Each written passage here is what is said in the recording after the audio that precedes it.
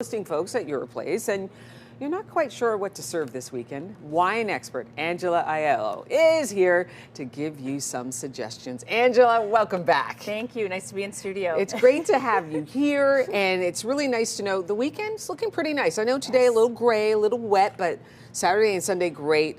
Great opportunity to host maybe a gathering in your backyard. And so now you're here. Let us know how we can do that. Nothing keeps away a Canadian from a barbecue, not even weather. But today we are headed to Australia, to the Barossa Valley. Actually, probably one of the most renowned regions in Australia for producing really elegant, very classy Shiraz.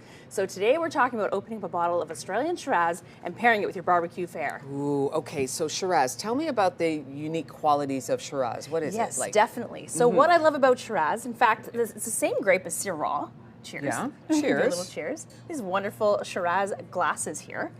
Is that they tend to be a bit more juicy than Cabernet. Okay. Less tannin on the structural side, but really sort of an elevated profile, lots of juice, a great nose Very with black rich. Pepper and a lot of red fruit. And this Peter Lehmann Shiraz is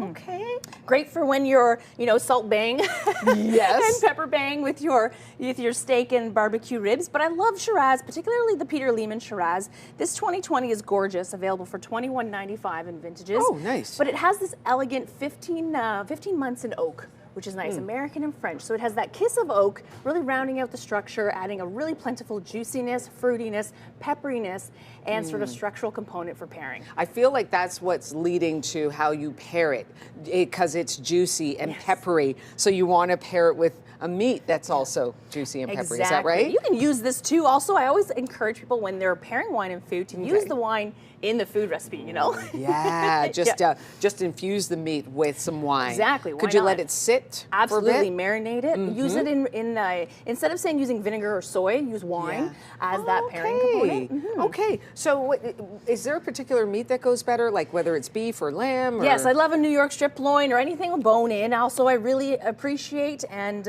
so you can actually do that right on the grill, which is fantastic. Obviously, a little bit of charcoal adds a nice elevated complementary flavor profile with the Barossa and Shiraz, or even some barbecue pork ribs. I've used a smoky kind of barbecue sauce here as well to pair it alongside. So really, I mean, it's about having fun with friends, opening a bottle. What I love about these bottles from Australia as well is you don't need a corkscrew.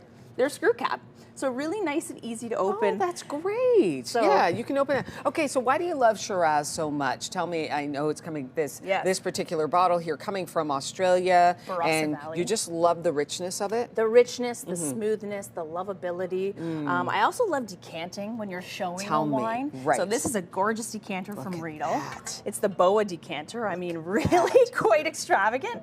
But I like to use wine theater and elevating your wine experience. Right? Really quite the gorgeous. presentation. So you've got guests coming over, barbecue. Do you open up a bottle of wine before? Like, how early do you open up the bottle of wine? What's the methodology? Yeah. Okay, 1 hour before you want to serve, you want to pour this into your glasses. You want to decant it for sure. Okay. And they say a little cheat system is 1 hour in the decanter is like 1 year in a cellar.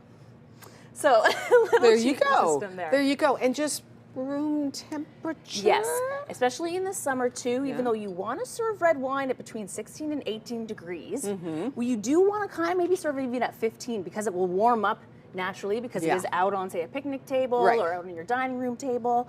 And so serving it a little under that temperature helps to lower the perceived alcohol content of the wine when you're smelling and bring out the fruit notes. Okay, so Angela, I see what you mean about pairing it with meats and, juicy, savory. What about folks who are like, I'm not really big on the meat, but I do want the wine or chips, or how do you do that? How do you pair? I also love grilled veg. So the minute you add a grill level to your food component, whether that's salmon or whether even like salmon, even though it's a lighter bodied food item, if the minute you add grill and charcoal to the component of the flavor, is the minute you can up the ante on the wine pairing.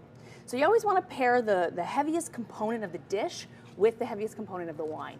So when you add charcoal and that little bit of grill and that depth of flavor, you can go up on your wine pairings. Wine expert and sommelier Angela Aiello, I have to say cheers to you on this beautiful Shiraz. And here's to those folks who are barbecuing this weekend with your family and friends. Cheers.